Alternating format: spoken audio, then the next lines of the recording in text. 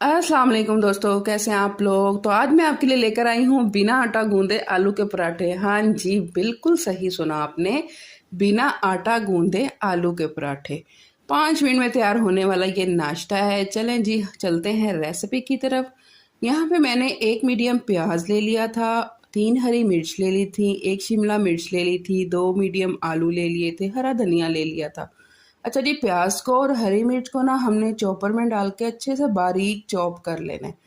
और उसके बाद चॉप करने के बाद ये देखें, बिल्कुल बारीक कर लिया मैंने। उसके बाद मैंने शिमला मिर्च बिल्कुल छोटे पीसीज में ना बारीक बारीक कट कर ली थी। मैं आपको दिखाऊंगी भी कि मैंने बिल्कुल बारीक, इस तरीके से आपने ना इसको बारीक बारीक कट कर लेना है। यहाँ पे हरा धनिया कट कर लिया था। साथ मैंने जो 2 आलू लिए थे उसको छील के उसको मैंने अच्छे से ना कद्दूकश कर लिया था।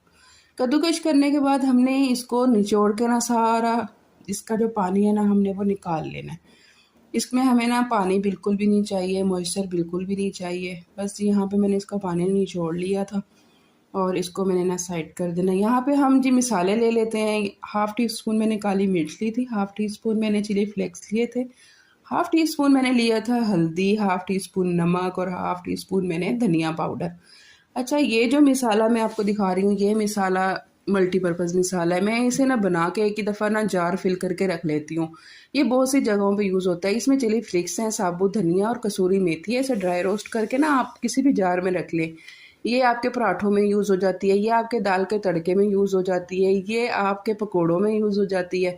बस आपने ना निकाल के टीस्पून डालने होते हैं, मतलब आपका ना फटाफट वाला काम होता है।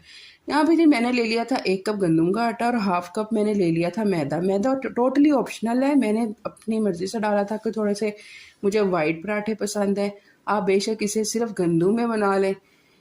तो मैंने जो बाकी हम लोगों ने जो इसमें चीज़ें चॉप की थी, कटिंग की थी, वो सब कुछ हमने ऐड कर देना है और साथ हमने ना इसमें 2 अंडे ऐड कर देने हैं।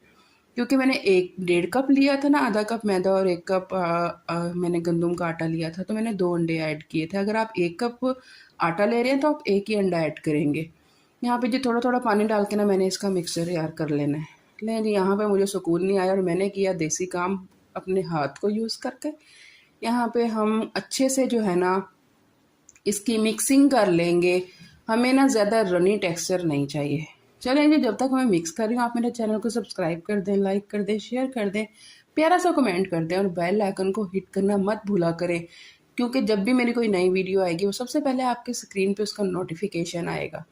आए जी, हमारा जो बैटर था वो तैयार हो चुका था। ये देखें, आपने कोई भी ऐसा चम्मच लेना जो थोड़ा सा गहरा हो और उसके ज़रिए हमने ना पैन पे